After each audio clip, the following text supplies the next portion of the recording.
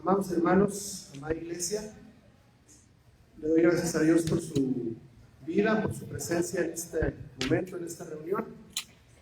Gracias porque Dios puso en ustedes esa sensibilidad, esa atención al llamado que se nos hizo y han decidido estar puntualmente en este momento especial. Vamos a orar. Amado Señor y Dios, en esta hora nos presentamos ante ti, reconociendo primeramente tu santidad, tu amor, que gracias a ti, solamente a eso, Señor, a tu infinita gracia, estamos aquí.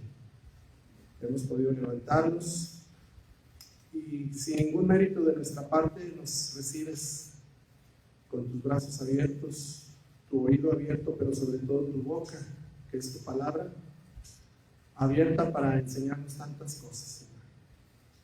Te doy gracias por la vida de este puñado de hijos tuyos, que si con 12 discípulos, Señor, tú has traído salvación y paz a millones en este mundo, Señor, con más razón con los que estamos aquí puedes hacer grandes obras con esta iglesia. Señor, te pongo en tus manos de una manera muy especial esta serie de estudios, no por la relevancia que nosotros le demos, no por el contexto en el que situemos este momento, no por los planes que nosotros hayamos hecho, no, Señor, por tu palabra, porque tú nos has dejado órdenes claras, específicas, para que vivamos como la iglesia que a ti te agrada, que es conforme a tu corazón. Que no entre en nosotros la tristeza, la decepción, el desencanto por la falta de respuesta, sino que sepamos claramente que depende de ti, no de nosotros, no de nuestras fuerzas. Tú rechazaste 30,000 soldados de Gedeón, rechazaste 3,000, rechazaste 300, y con los que tú quieres, Señor, tú haces la obra. La victoria es tuya. La respuesta está garantizada en ti.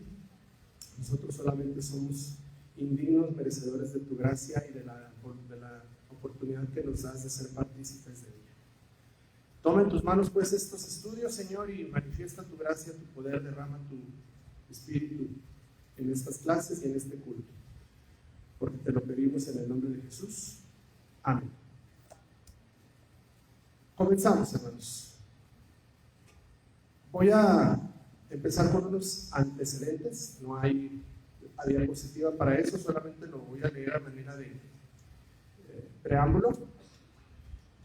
Como todos ustedes saben, y si no la mayoría, el 31 de octubre de 2021, en un local rentado al nororiente de nuestra ciudad, un grupo de creyentes y familias cristianas deciden voluntariamente reunirse para glorificar a Dios y buscar su dirección en la intención de conformar una congregación de acuerdo a los preceptos bíblicos para el establecimiento de una iglesia de sana doctrina, cristocéntrica y comprometida con el Evangelio de Jesús. En el mes de marzo de 2022, entendiendo que el discipulado bíblico es la manera en que Jesús estableció para alimentar a su iglesia, para que ésta lleve a cabo su misión, comenzamos el estudio del libro Una iglesia conforme al corazón de Dios, del pastor Miguel Núñez, que durante 14 meses fue el instrumento utilizado por Dios para enseñar y corregir al grupo de hermanos antes citado, que ya para entonces conformaban la Iglesia Cristiana Bautista Sublime Gracia, acerca de todo aquello que nos había alejado del diseño original de la iglesia como el cuerpo de Cristo y el pueblo de Dios, que debido a las influencias del mundo, las falsas doctrinas, liderazgos antibíblicos, el legalismo, el activismo y muchas otras prácticas erróneas derivadas de una interpretación poco apegada de la palabra de Dios, nos habían alejado del propósito divino de la iglesia en experiencias anteriores. Hoy, a 2 años y medio de ese momento de iniciar este trayecto, que por la pura y sola gracia y misericordia de Dios ha permitido que este grupo de creyentes persevere en el objetivo de buscar incansablemente la voluntad de Dios, sentimos la necesidad de dar un paso importante de obediencia y sujeción a la palabra de Dios cuando instruye a su iglesia a hacer las cosas decentemente y con orden. 1 Corintios 14:40, y a someterse a las autoridades civiles que para ello fueron impuestas, según Romanos 13, del 1 al 7. Producto de constantes reuniones y como respuesta a nuestras oraciones, los pastores y el liderazgo de esta iglesia han tomado el acuerdo de instar a la congregación a que juntos iniciemos el proceso de formalización del registro de esta iglesia con la personalidad jurídica y legal que las leyes de nuestro país conceden a las asociaciones religiosas debidamente organizadas. En estricto orden, primeramente, como dijeron los apóstoles, es necesario obedecer a Dios antes que a los hombres. Y todos estos meses de los que les he hablado, 2 años y medio, nos hemos ocupado en buscar la dirección del Señor en lo que su palabra dispone para el funcionamiento de la iglesia. En segundo lugar, ahora sí, sometidos a lo que la legislación de nuestro país manda, hemos decidido dar ese paso de constituir a la iglesia como legalmente registrada ante la Secretaría de Gobernación. Es un proceso, no es automático.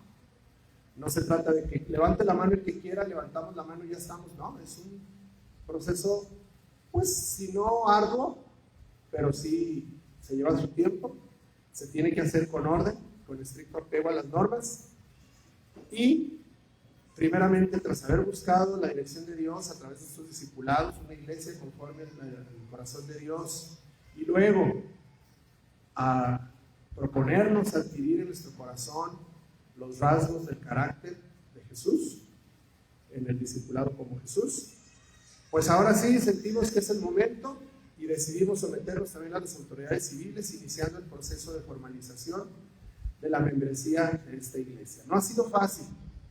Los que han estado más en contacto con estas tomas de decisiones sabrán que ya casi es 1 año que se trató el primer intento de hacer esto. Pasan los meses, pasan las semanas y no es fácil empezarlo. Se requiere decisión, determinación y sobre todo obediencia a la palabra de Dios. Si ahora el Señor ha puesto en el corazón de sus pastores y el liderazgo esta decisión, mis hermanos, sentimos que si es la voluntad de Dios se va a llevar a cabo. Si no lo es, igualmente veremos la oposición y veremos el impedimento, pero hemos orado y el Señor responde a través de la decisión de su iglesia, como lo vamos a ver en nuestro estudio que comenzamos el día de hoy.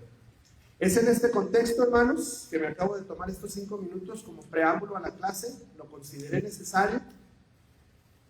No sabíamos, teníamos la duda, lo consultamos con el Señor si transmitirlo o no estos estudios.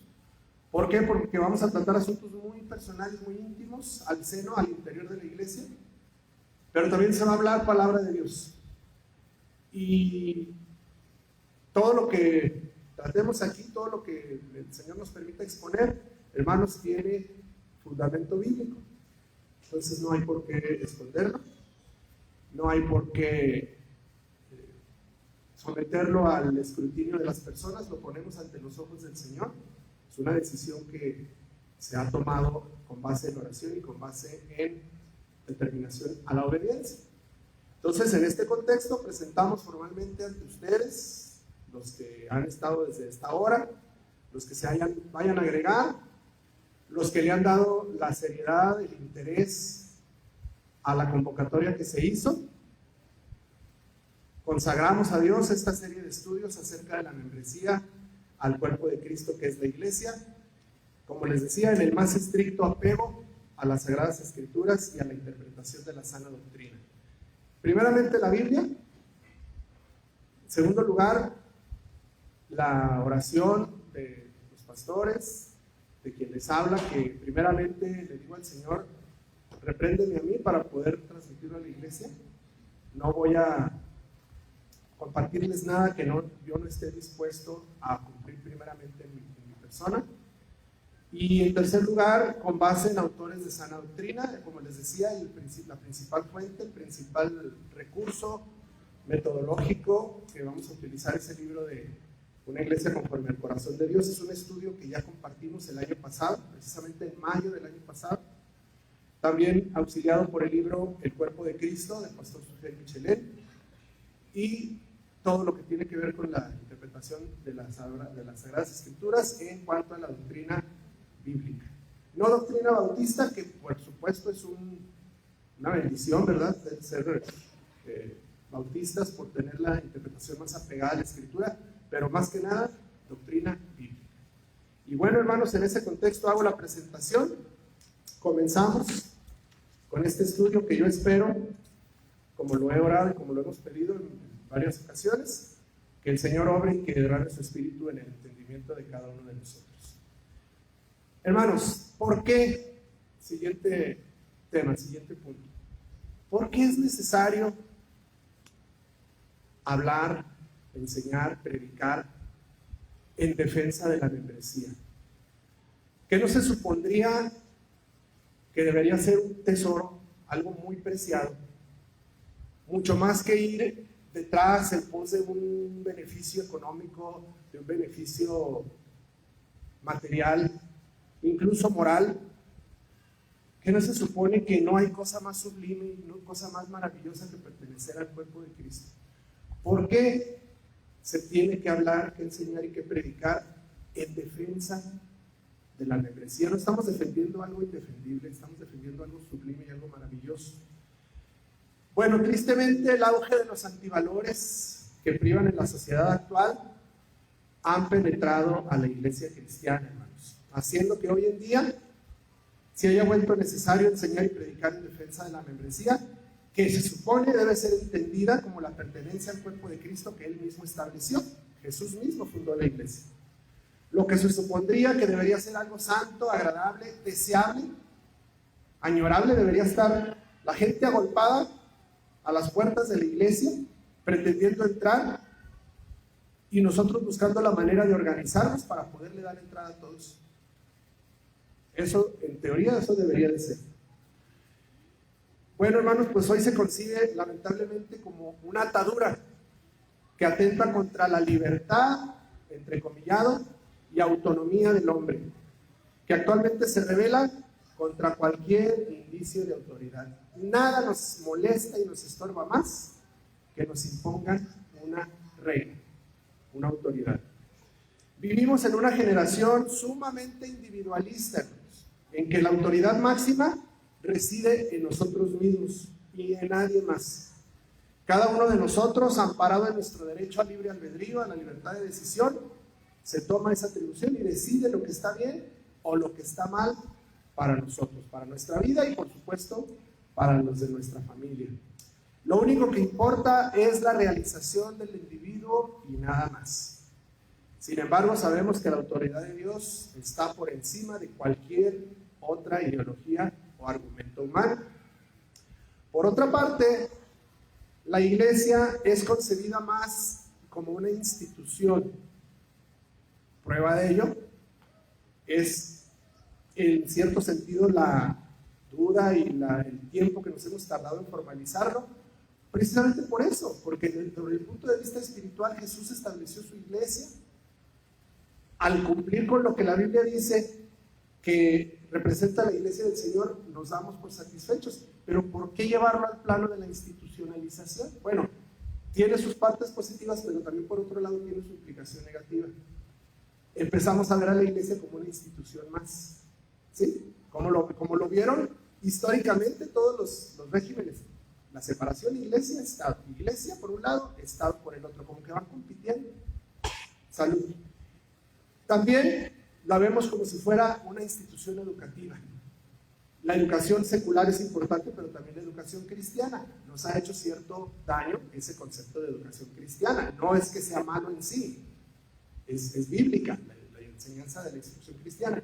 Pero lo secularizamos a tal nivel que vemos a la iglesia como una escuela más, nada más que desde el punto de vista espiritual. Y hermanos, las instituciones son percibidas como un obstáculo al desarrollo personal que instintivamente rechazan toda restricción externa. Ahora lo vemos actualmente hasta con la autoridad civil. Ya no se está respetando como se respetaba antes a las instituciones, a la autoridad ejercida por el gobierno, independientemente de las causas y de las justificaciones que cada uno le dé. Lo cierto es que ya no se respeta ni a la policía, ni a los soldados, ni al ejército. Le hemos perdido el respeto, hermanos, hasta los padres. Y lo vemos en la juventud actual. Según la filosofía de nuestros tiempos, el individuo que obra por sí solo y es gobernado por sus propias reglas es el que al final obtiene el éxito. Es el que logra imponer su voluntad. Pero además de individualista, nuestra sociedad también se ha vuelto sumamente consumista. Y díganme si no es cierto.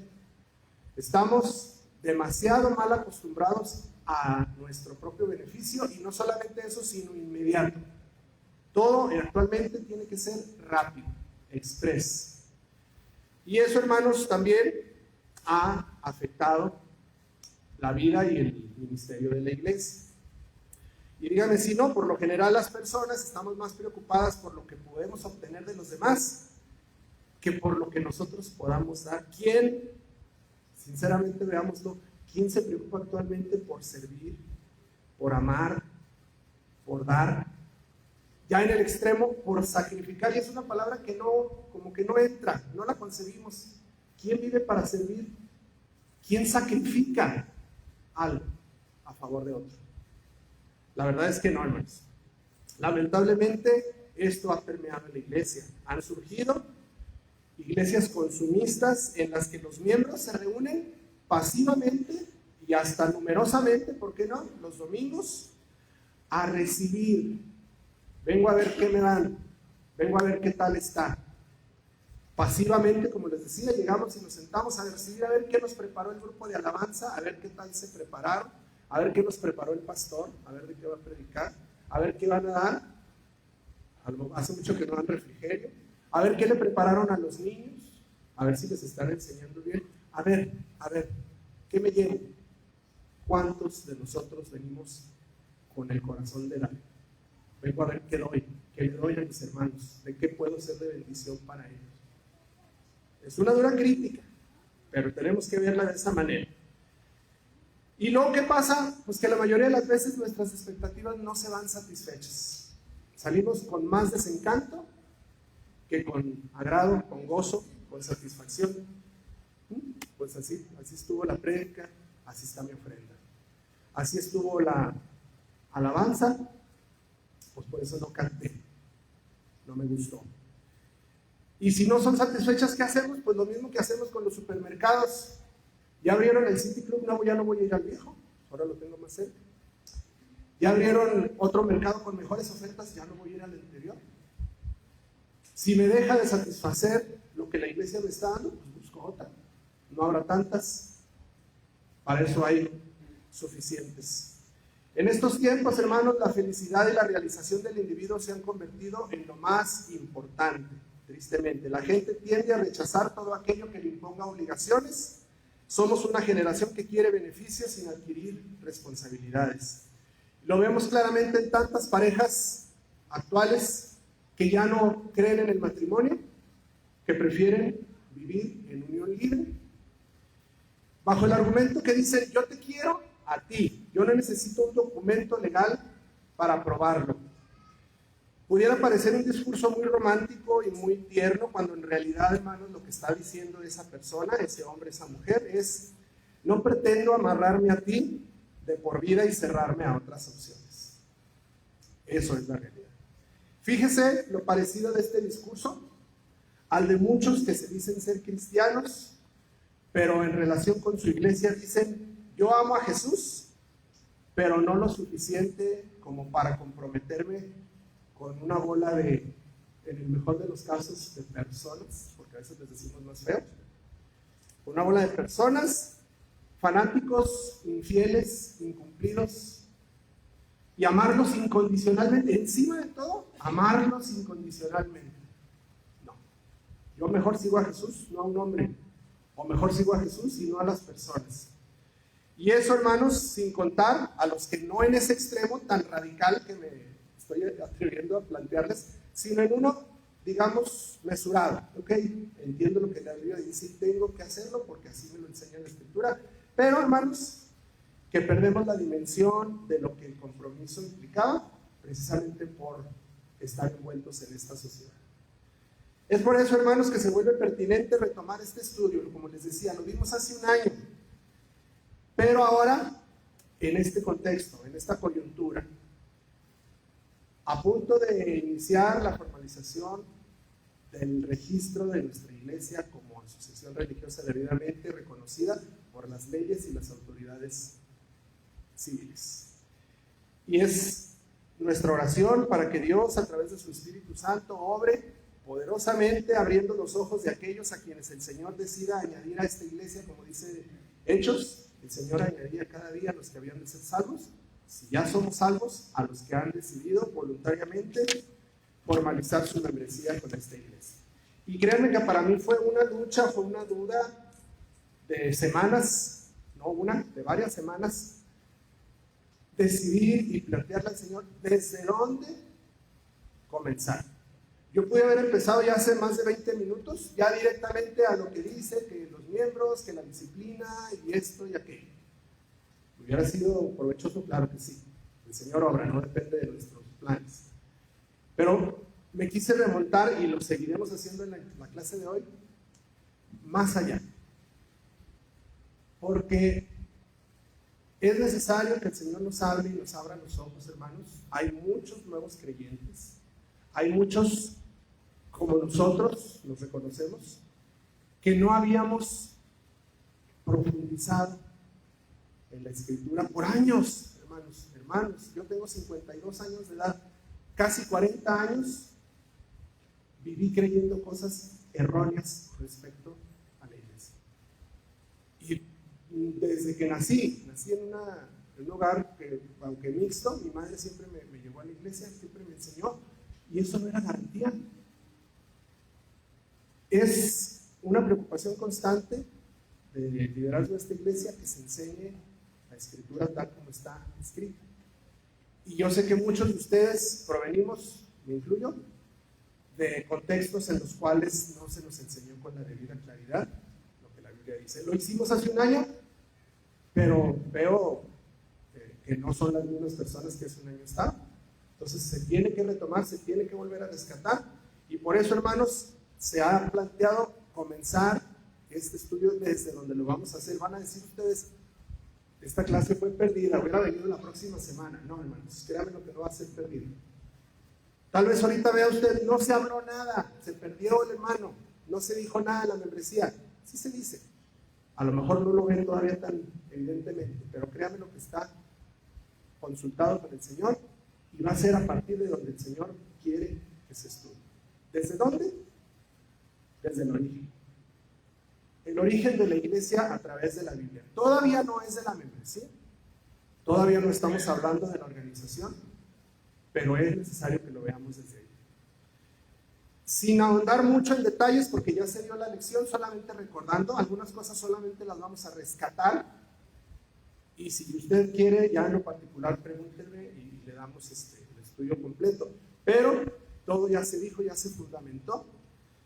Eclesia, hermanos, el término iglesia proviene del griego, eclesia, que significa etimológicamente asamblea de santos, convocada, llamada, sacada de la bola para estar aparte. Ya está el concepto, ya después de muchos minutos de disertación, así que no lo voy a volver a explicar todo, pero ya eso significa asamblea de santos convocada a estar aparte.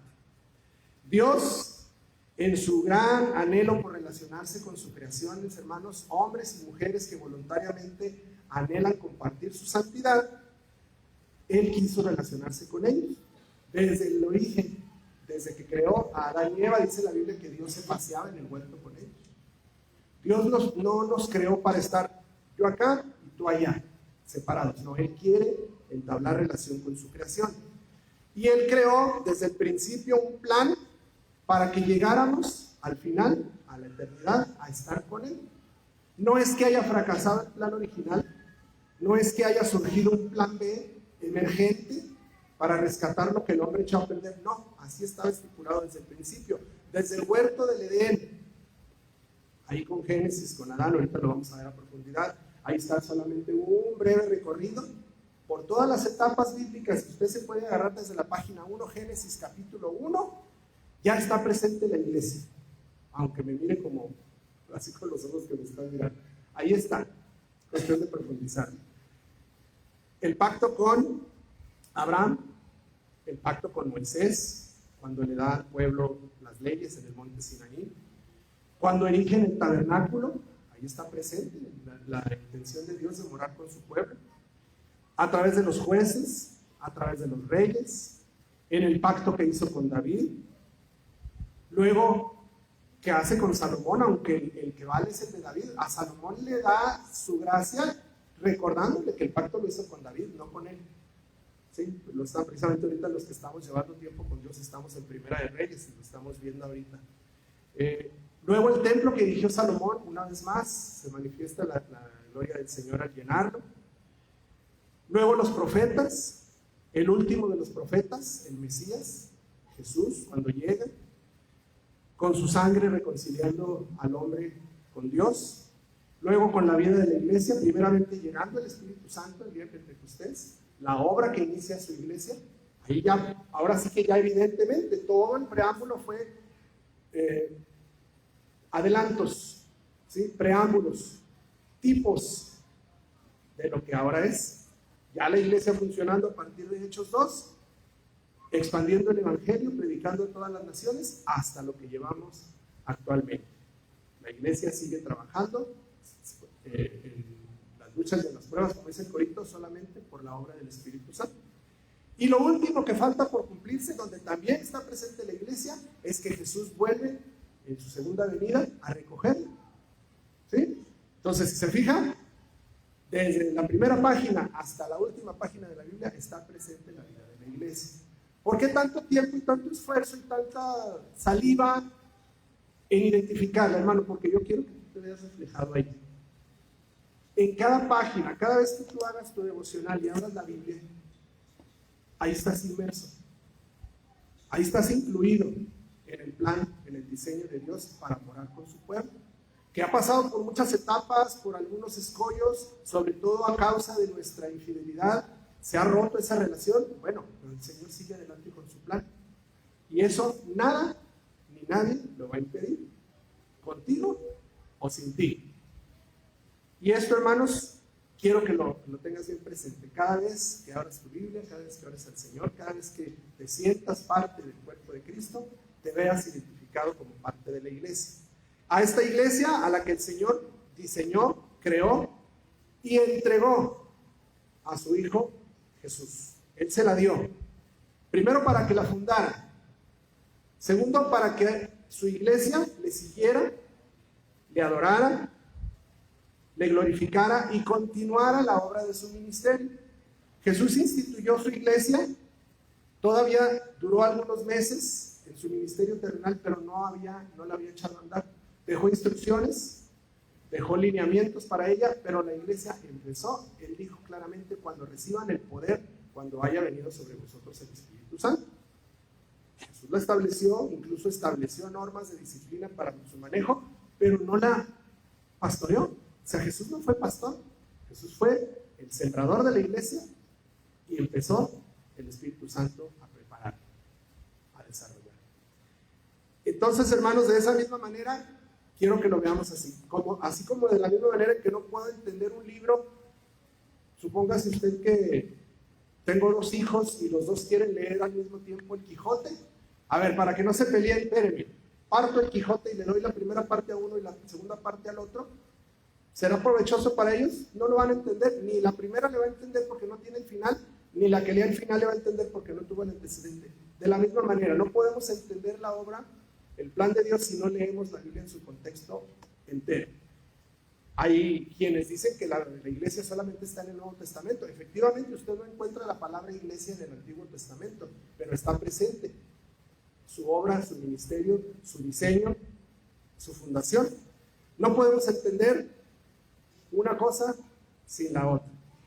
Entonces, hermanos, la Biblia toda apunta a Jesús y apunta a revelar lo que desde el principio fue establecido, que Dios va a reinar, que Dios se va a relacionar con su pueblo, con su creación, y que esa iglesia ha sido entregada a Jesús, a quien, como dice la Escritura, toda lengua confesará y toda rodilla se doblará ante él. Ese es el origen, esa es la historia.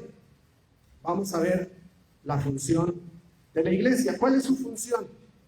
Y aquí es donde vamos a profundizar un poquito más. Yo espero, hermanos, que no les esté aburriendo. Es un poquito profundo, un poquito hondo el sumergirnos en esta dinámica, pero ponga de su parte y el Señor obrará. El Espíritu Santo está hablando en nuestras vidas.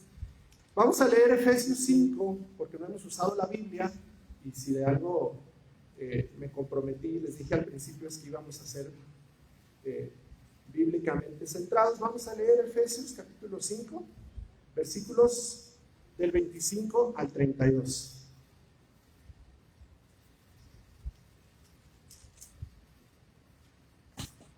Lo tienen en pantalla en Nueva Biblia de las Américas, lo tienen en sus Biblias, la mayoría de ustedes en Reina Valera, lo van a escuchar en Nueva Versión Internacional. Dice así la bendita palabra del Señor: esposos, amen a sus esposas, así como Cristo amó a la iglesia y se entregó por ella, para hacerla santa. Él la purificó lavándola con agua mediante la palabra, para presentársela a sí mismo como una iglesia radiante, sin mancha ni arruga, ni ninguna otra imperfección, sino santa e intachable. Asimismo, el esposo debe amar a su esposa como a su propio cuerpo. El que ama a su esposa se ama a sí mismo, pues nadie ha odiado jamás a su propio cuerpo. Al contrario, lo alimenta y lo cuida, así como Cristo hace con la iglesia.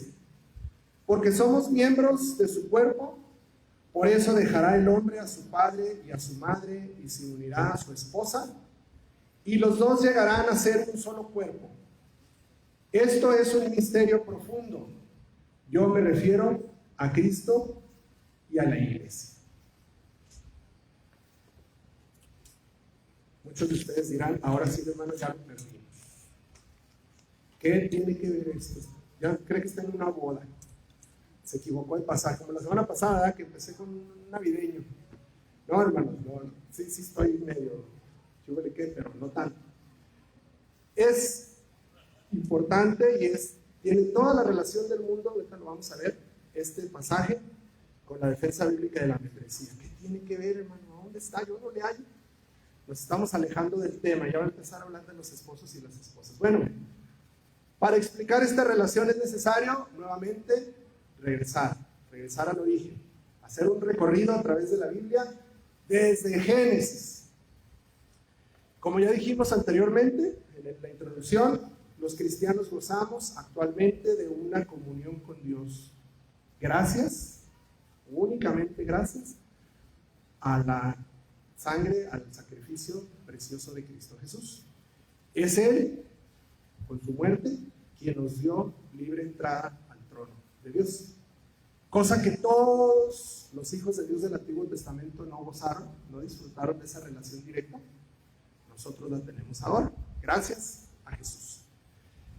Pero es básicamente, claro, ese fue la vía, ese fue el camino que nos abrió la puerta al Padre, pero es principalmente porque Dios ha querido relacionarse con su pueblo. Ha sido su voluntad desde un inicio. Veíamos ahorita Génesis 1. ¿Qué es lo que hace ahí? Crea al hombre. En Génesis 1 solamente es un preámbulo. Génesis 1, 26 al 28. Están las puras citas. La ves a la siguiente. Ahí está, el segundo asterisco. Génesis 1, ahí van a estar las citas por si usted quiere ir hojeándolas para que se dé cuenta. Génesis 1, 26, 28 dice, y dijo Dios, hagamos al hombre a nuestra imagen, conforme a nuestra semejanza, y ejerza dominio sobre los peces del mar, sobre las aves del cielo, sobre los ganados, sobre toda la tierra, y sobre todo reptil que se arrastra sobre la tierra. Dios creó al hombre a imagen suya, a imagen de Dios lo creó, varón y hembra los creó. Dios los bendijo y les dijo, sean fecundos y multiplíquense, llenen la tierra y sométanla, ejerzan dominio sobre los peces del mar, sobre las aves del cielo y sobre todo ser viviente que se mueve sobre la tierra. ¿Sí? Ok, ahí está. El primer capítulo de la Biblia se nos dice que Adán fue creado con Dios a su imagen. Con el fin, ¿cuáles misiones le dio? Señorear sobre la creación, sojuzgar la tierra y crecer y multiplicarse. Qué fácil, ¿no? Ahora sí que su primera chamba no era tan difícil. Crezcan y multiplíquense. Bueno, él solo no iba a poder. ¿Qué hizo después? Le creó una ayuda idónea, ¿verdad? Y encárguense de la tierra. Ya todo está creado. Aquí estás a gusto, aquí tienes todo, todas tus necesidades cubiertas. Simplemente atiende mi creación. ¿Era difícil? Ahí está el propósito de Dios cumplido. Creó un ser a su imagen y semejanza. ¿Creen ustedes más seres a mi imagen y semejanza? Yo ya les doté de los recursos biológicos para hacerlo. Y por lo demás, que la tierra sea un lugar de armonía. Que estaban ellos en un huerto, pero también se le conoce como un paraíso. Estaban en un paraíso no por los arbolitos, por los manantiales y por los pajaritos cantando. Estaban en un paraíso porque estaban en comunión con Dios. Moraban con Él. Eso lo hace un paraíso, no el cielo azul y el agua sonando. La presencia de Dios. Luego Génesis 2 nos da un poquito más de datos.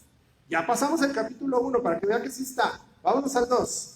Versículos 15 al 17. El Señor Dios tomó al hombre y lo puso en el huerto del Edén para que lo cultivara y lo cuidara. Y el Señor Dios ordenó al hombre, de todo árbol del huerto podrás comer, pero del árbol del conocimiento del bien y del mal no comerás, porque el día que de él comas, ciertamente morirás. Hay una condición para que Dios more con el hombre, que le obedezca. Olvídese del árbol. Olvídese que era una manzana, que pudo haber sido un mango. No tiene importancia. La importancia es el fondo de la instrucción. Obedece. Sométete a Dios. Ese era el requisito para que el hombre morara en comunión con Dios. Sin embargo, bueno, como les decía, no era para él solo la misión. Le dio una ayuda idónea. Eva, su mujer.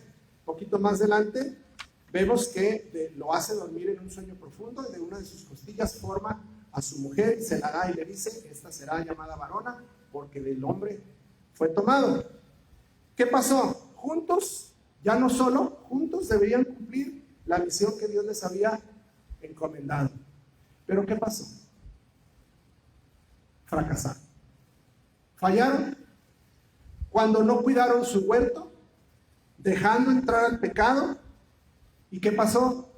Se rompió la comunión con Dios.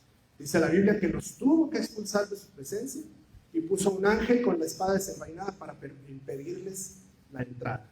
Se rompió la comunión con Dios. El pecado del hombre rompió esa relación. Sin embargo, vamos al capítulo 3. No nos vamos a ir capítulo por capítulo, no se preocupen. Vamos al 3. Pero inmediatamente Dios en el capítulo 3 revela la primera pista de su plan. No es que en ese momento se le haya ocurrido, mis hermanos. Él sabía el procedimiento, el proceso que iba a llevar las cosas. Desde el capítulo 3 de Génesis nos revela parte de su plan y así paulatinamente, más adelante en Génesis lo va a ver un poquito más ampliado cuando le dice a Abraham que serán benditas todas las naciones de la tierra. Ya es una pista más. Cuando le dice a Jacob que de él llegará una rama, hay una pista más, a David una pista más, a Oseas otra pista más. Es impresionante cómo se van acumulando hasta que llega Jesús y lo cumple todo. Todo. Quien no quiera ver a Jesús en toda la Biblia es porque no lo quiere estudiar, no lo quiere observar. En el capítulo 3 da la primera pista donde dice Génesis 3:15, le dice a la mujer, a la serpiente: pondré enemistad entre tú y la mujer, entre tu simiente y su simiente. Él te herirá en la cabeza y tú lo herirás en el talón. ¿Qué está diciendo ahí? De la simiente de la mujer vendrá el que remedie esto.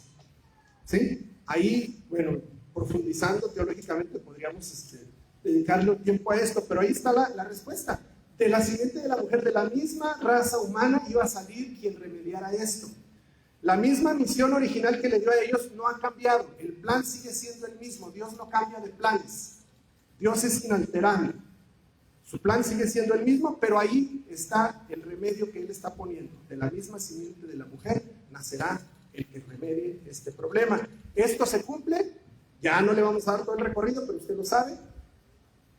Mateo 1:1, Lucas 2, Juan creo que no narra el nacimiento, Marcos un breve esbozo, pero Mateo y Lucas básicamente incluso dan las genealogías, ¿sí se ha fijado?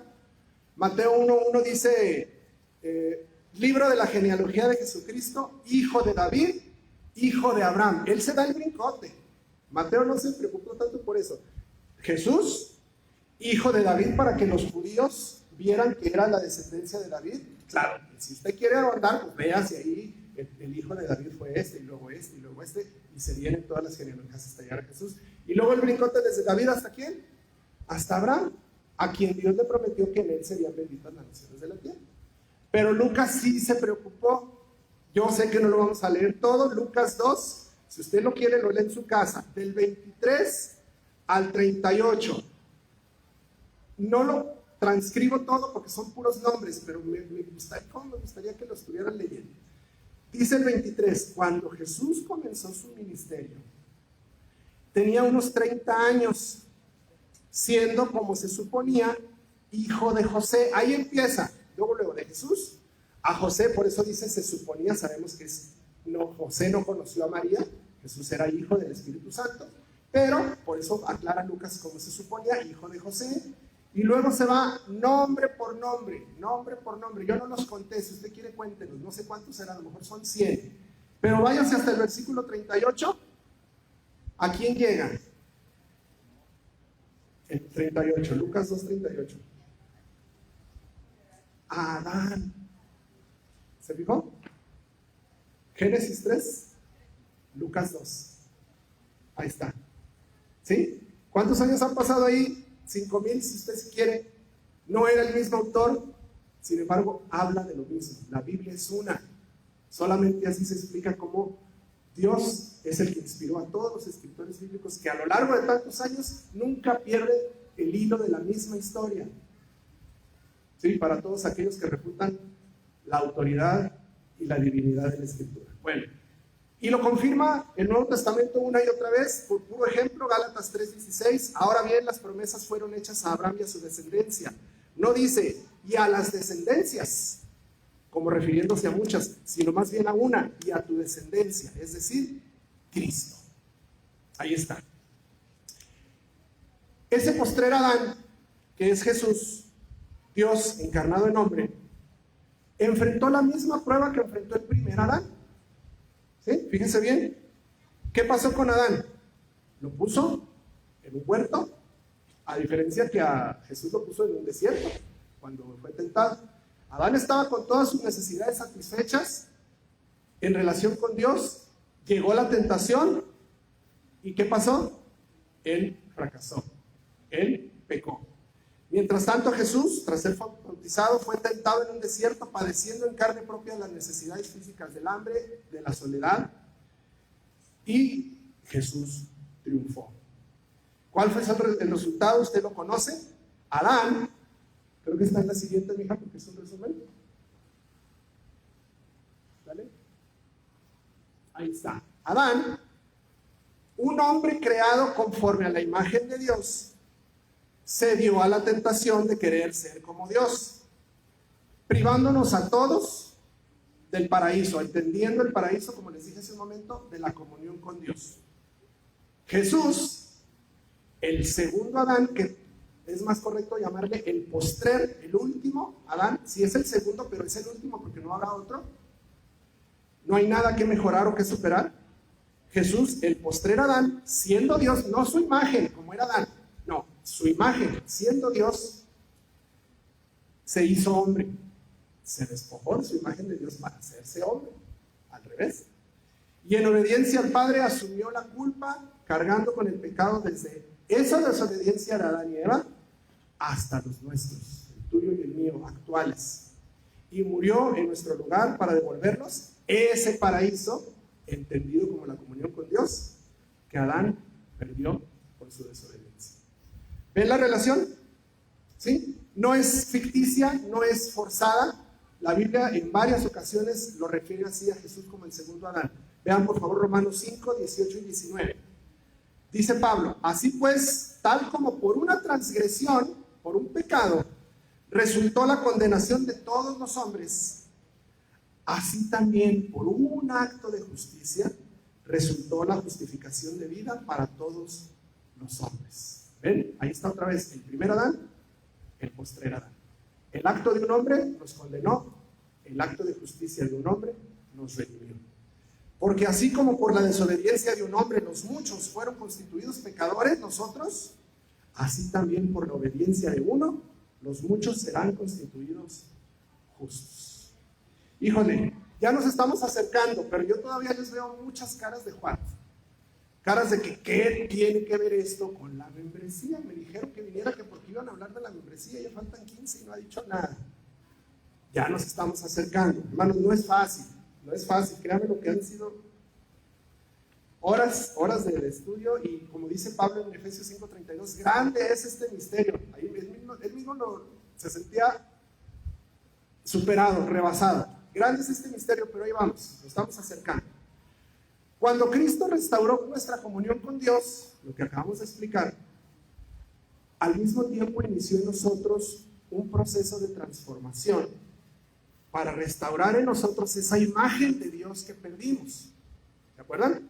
Adán fue creado a imagen de Dios, pero perdimos, la deformó, la distorsionó la imagen de Dios. Ahora no podemos decir que seamos la imagen de Dios. Claro, si Cristo se refleja en mí, sí. Pero así como seres humanos no somos la imagen de Dios, está distorsionada. Bueno, Cristo está trabajando en nosotros, todo el discipulado anterior de como Jesús lo vimos, lo comprobamos, para volver a formar en nosotros esa imagen. ¿Se acuerda cómo dice 1 Corintios 15? Así también está escrito: el primer hombre, Adán, fue hecho alma viviente. El último Adán, espíritu que da vida. Sin embargo, el espiritual no es primero, sino el natural. O sea, nacemos en pecado. El pecado nos concibió nuestra madre, el pecado vivimos. Se necesita una obra, una intervención de regeneración por parte de Jesús para empezar a transformarnos a la imagen espiritual. Versículo 47, el primer hombre es de la tierra, terrenal, el segundo hombre es del cielo. Como es el terrenal, así también son los que son terrenales. Como es el celestial, Jesús, así también los que son celestiales. Y tal como hemos traído la imagen del terrenal toda la vida, ¿qué haremos ahora? Traeremos también la imagen del celestial. Parece un juego de palabras. Yo no sé si usted ya lo había leído. 1 Corintios 15, 45 al 49. Léalo con más detenimiento en casa, porque ya no hay mucho tiempo. Entonces, hermanos, ese proceso lo está haciendo el Señor, restaurar la imagen de Dios en su pueblo. Todavía no lo logra, o díganme quién ya acabó, para que nos diga cómo. No lo ha logrado, y más con gente como nosotros. Pobrecito, ¿verdad? ¿Cómo está batallando? Entonces, así como traemos la imagen terrenal del primer Adán, al creer y ser salvos en Cristo, traeremos la imagen celestial del segundo Adán, de Jesús. Y ese proceso no culminará ni ahorita, ni la semana que entra, ni cuando acabemos este discipulado.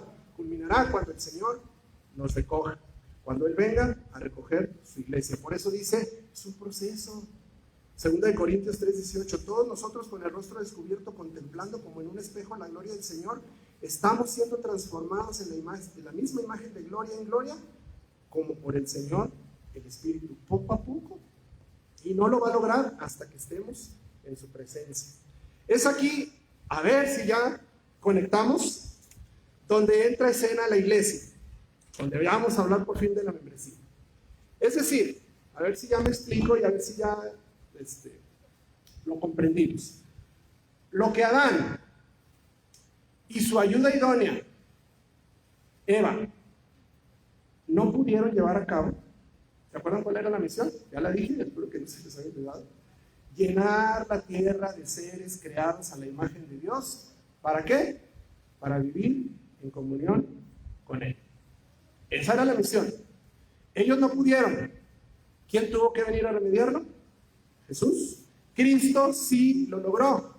Aleluya. Cristo lo logró. Él ya triunfó. Lo está llevando a cabo ahora mismo cuando nos está transformando a nosotros. Esta cara, así como la ve, está siendo transformada y lo va a lograr porque Él lo prometió y Él es fiel. ¿Cómo lo está haciendo? A través del Evangelio. Y aunque Él, aquí está lo importante, por favor, aunque Él no necesita ni de ti, ni de mí, ni de nadie para hacerlo, Dios en su infinita misericordia nos dio el privilegio, la oportunidad de ser la ayuda idónea del segundo Adán.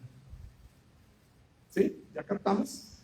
La función de la iglesia se llamaba el segundo punto, ser la ayuda idónea del postrer Adán. Su iglesia, hermanos, es el aliado que Dios le otorgó a Jesús para que llevara a cabo su ministerio, su evangelio. Por eso no es casualidad que ahí en Mateo 16, luego en el 18, Jesús, por primera vez en la Biblia, después de quién sabe cuántos libros van ya, habla y dice la palabra iglesia. Yo les aseguro que los discípulos que lo escucharon no entendieron, ni pizca, ni pío entendieron de qué estaba hablando, pero Él ya estaba trabajando en ellos. Su corazón estaba siendo ya preparado para que cuando Él se fuera y viniera el otro consolador, el Espíritu Santo, ellos ya entendieran de qué se trataba. Jesús ya lo había dejado claro, pero ellos no lo estaban entendiendo. Ahora podemos entender mejor el pasaje que me vieron con cara de Juan, que por qué hablé de la boda y del matrimonio. Ahora sí, lo podemos volver a leer. ¿Lo pones otra vez, hija? Ahora sí entendemos por qué Pablo aparentemente se cuatrapió. Dirán ustedes, pues si a Pablo le pasó, pues con más razón a mi hermano Pepe. No se cuatrapió Pablo, no estaba hablando dos temas al mismo tiempo, de repente se confundió. No. Con toda intencionalidad, Pablo habla al mismo tiempo de la relación del esposo con la esposa, porque ahí está una relación de esposo y esposa, Cristo con su iglesia. Sí, un versículo de repente está hablando del matrimonio, de repente está hablando de lo otro. ¿Cómo lo explica usted? Bueno, pues porque esa es su intención. No puede entramarse, no puede desligarse una cosa de la otra cuando estamos hablando de la relación de Cristo con su iglesia. Maridos, amen a sus mujeres así como Cristo amó a la iglesia y se dio él mismo por ella. En el mismo versículo están los dos contextos. Para santificarla, habiéndola purificado por el lavamiento del agua con la palabra, a fin de presentársela a sí mismo. Él la está preparando para sí mismo. Sí, no para que seamos una iglesia, mega iglesia de 5,000 miembros, para que tengamos un edificio precioso, no para que tengamos los mejores pastores, el mejor grupo de alabanza. No, Él la está preparando para Él, para sí mismo, para santificarla, porque Él la purificó por el lavamiento del agua con la palabra, a fin de presentársela a sí mismo con una iglesia en toda su gloria, sin que tenga mancha, ni arruga, ni cosas semejantes, sino que fuera santa e inmaculada. Ahora sí lo entendemos por qué está entrelazado el texto. No es que estemos confundiendo los temas, no es que nos hayamos salido del objetivo del estudio. Fíjense desde dónde nos fuimos, desde Génesis. Intencionalmente es que lo veamos desde este punto de vista. Todavía, si usted quiere, no hay membresía de por medio, pero ya nos estamos dando cuenta de la relevancia que implica pertenecer a la iglesia de Cristo. Lo que costó, lo que implica ser parte de su misión, de su labor. Lo que implica estar en ese proceso de santificación, no solo personal, como les decía, de nuestra imagen, de nuestra santidad, sino a nivel pueblo de Dios, para ser el instrumento para continuar su ministerio. Entendemos pues entonces por qué la Biblia identifica a la iglesia como la esposa del Cordero. ¿Ya ven por qué? ¿Ven por qué el matrimonio es sagrado?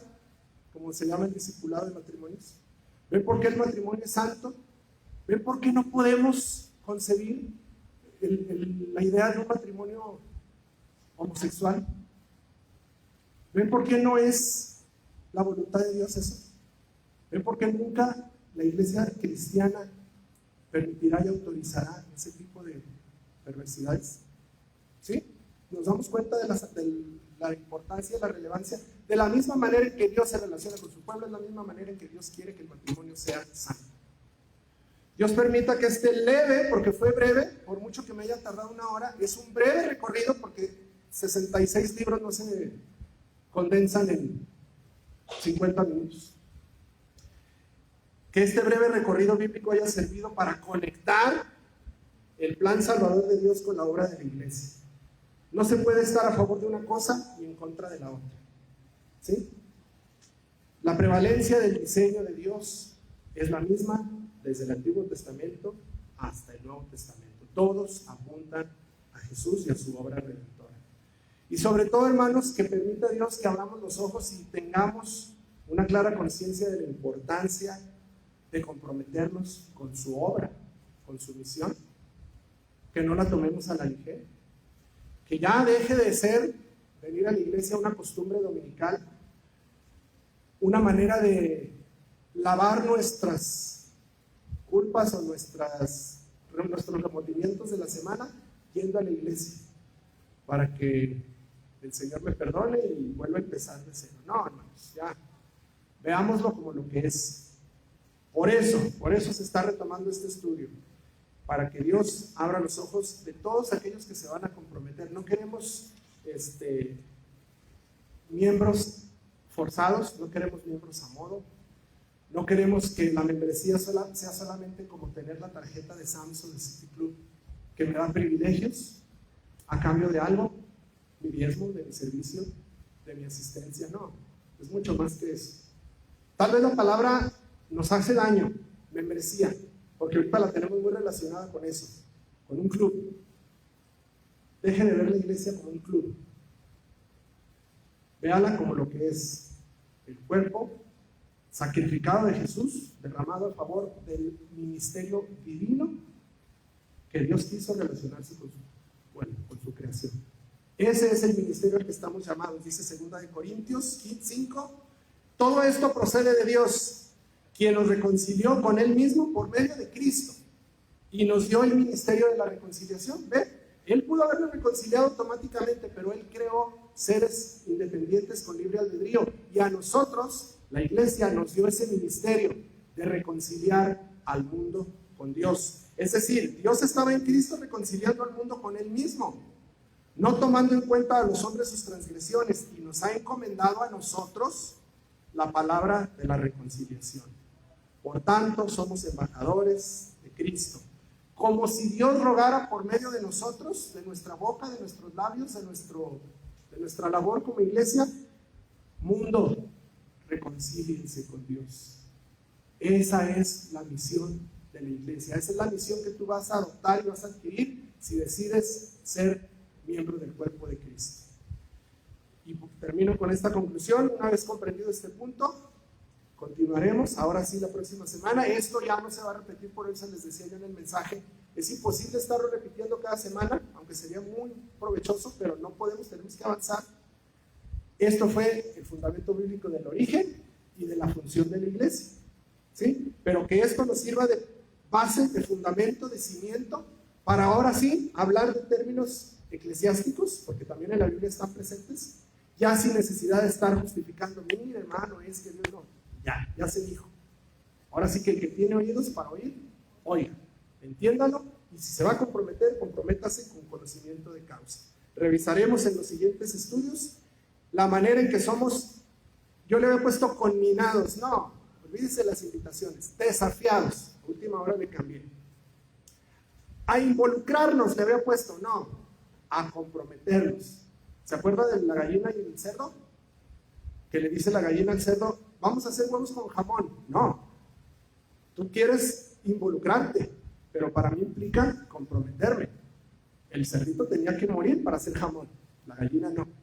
Bueno, no vamos a involucrarnos, vamos a comprometernos fielmente con la misión de la iglesia, como la ayuda idónea que Jesús, no que necesite, que Jesús nos dio el privilegio, la bendición, la oportunidad de ser, en anunciar el Evangelio, que es el único medio de salvación y reconciliación del hombre con Dios. Si hubiera otros hermanos, pues deja que lo hagan otros. Dios pudo haber mandado a los ángeles a que le predicaran al mundo y hasta le hubieran respondido mejor. Pero dice Romanos 1:16, no me avergüenzo del Evangelio porque el Evangelio es el poder de Dios para salvación, no hay otra manera. Y Jesús no está presente físicamente aquí, nos dio al Espíritu Santo para que el Evangelio ahora lo predique la iglesia. Entonces, si el Evangelio es la única vía de salvación y el Evangelio está en manos de la iglesia, ¿cuál es nuestra misión? Esa, reconciliar al mundo con Dios. Esto es el fundamento de lo que vamos a empezar a ver ahora sí sobre la membresía. Yo espero que el Señor haya obrado y nos haya abierto los ojos para que la próxima semana ya, sin necesidad de estarnos recordando esto, demos un paso más hacia este objetivo. Que el Señor les bendiga y nos vemos el próximo